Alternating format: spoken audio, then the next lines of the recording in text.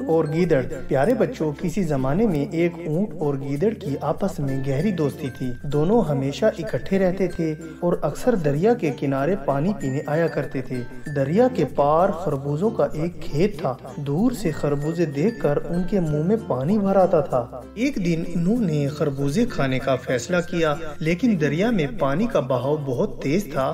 گیدڑ کے لیے تیر کر دریا پار کرنا ممکن نہیں تھا، اس لیے اونٹ نے اسے اپنی پشت پر بٹھا لیا اور دونوں دریا عبور کر کے دوسرے کنارے پر پہنچ گئے۔ اب خربوزوں کا کھیت ان کے سامنے تھا۔ دونوں خوشی خوشی کھیت میں گھس کر مزے سے خربوزے کھانے لگے۔ جب گیدڑ کا پیٹ بھر گیا تو پھر وہ کھیت کے کنارے جا بیٹھا اور اونچی اونچی آواز میں چیخنے چلانے لگا۔ اونٹ بیچارہ ابھی خربوزے کھا رہا تھا۔ اس نے گیدڑ کو شور مچانے سے منع کیا، لیکن گیدڑ اپنی حرکت سے باز نہ آیا اور اونٹ سے بولا، کھانے کے بعد چیخنا چلانا میری عادت ہے۔ اسی دوران ان کھیت کا مالک بھی گیدڑ کا شور سن کر لاٹھی سنبھالے ادھر آ نکلا۔ جب اس نے دیکھا کہ اونٹ اور گیدڑ مل کر فصل خراب کر رہے ہیں تو وہ غصے سے آگ بگولا ہو گیا۔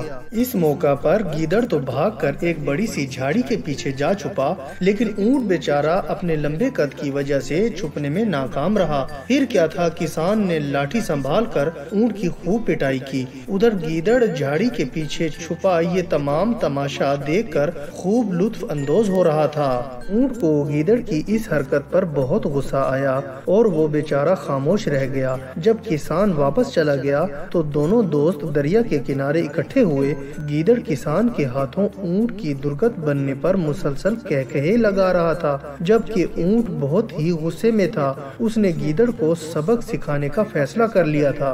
اب انہیں دریا کے پار واپس جانا تھا، چنانچہ گیدڑ ایک بار پھر اونٹ کی پشت پر سوار ہو گیا۔ جب وہ دونوں دریا کے بیچوں بیچ میں پہنچے تو اونٹ نے پانی میں غوطے لگانا شروع کر دیے، جس پر گیدڑ گھبرا کر بولا، ارے یہ تم کیا کر رہے ہو میرے دوست، اس طرح تو میں ڈوب جاؤں گا۔ اس کی بات سن کر اونٹ نے جواب دیا، تمہاری طرح میں بھی اپنی فطرت سے مجبور ہوں، دراصل کھانا کھانے کے بعد نہانا میری عادت ہے۔ یہ کہہ کر اونٹ نے ایک گہرے پانی میں غوطہ لگایا اور بدقسمت گیدڑ دریا میں ڈوب کر مر کر اپنے انجام کو پہنچ گیا۔